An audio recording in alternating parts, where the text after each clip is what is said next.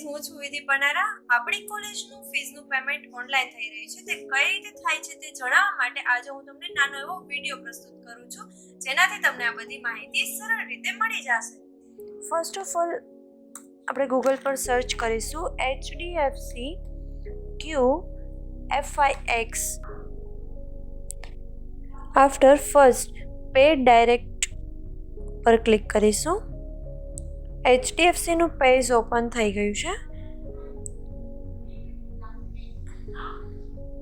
Two options are there: pay fees after download receipt, search by details, search by QFIX reference number. pay fees પર click કરીશું. Select institute Morbi type કરીશું. એલી college Morbi option આવી ગયું છે, એના પર ક્લિક કરીશું. Select branch Morbi, L E college diploma Morbi. Enrolment number type કરીશું. આફ્ટર સર્ચ પર ક્લિક કરીશું. સ્ટુડન્ટની બધી ઇન્ફોર્મેશન અહીં બતાવે છે. Student name, branch, current semester, institute name.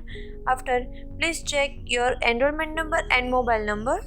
After email address type કરીશું.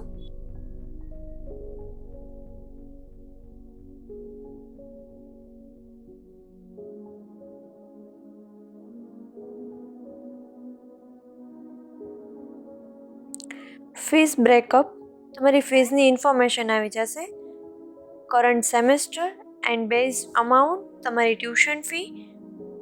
Okay, right and continue and pay પર ક્લિક કરીશું.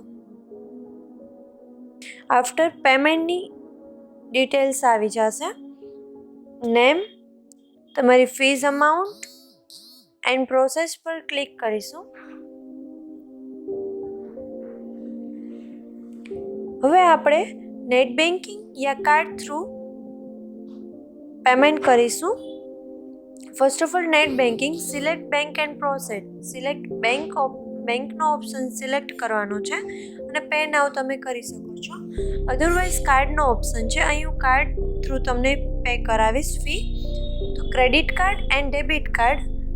I will used debit card. Select debit card option. Master card. Card number, holder name and expiry date. Card number dial કરીશું.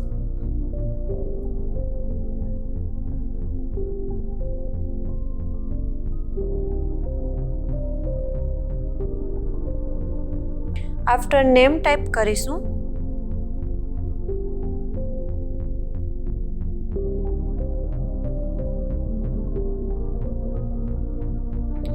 Expiry date type કરીશું.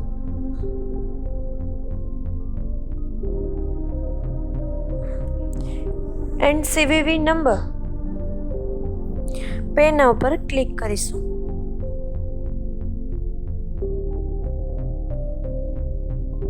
તમારી amount and તમારા મોબાઈલમાં જે OTP આવેલો છે એ ઓટીપી ડાયલ કરીશું એન્ડ મેક પેમેન્ટ પર ક્લિક કરીશું.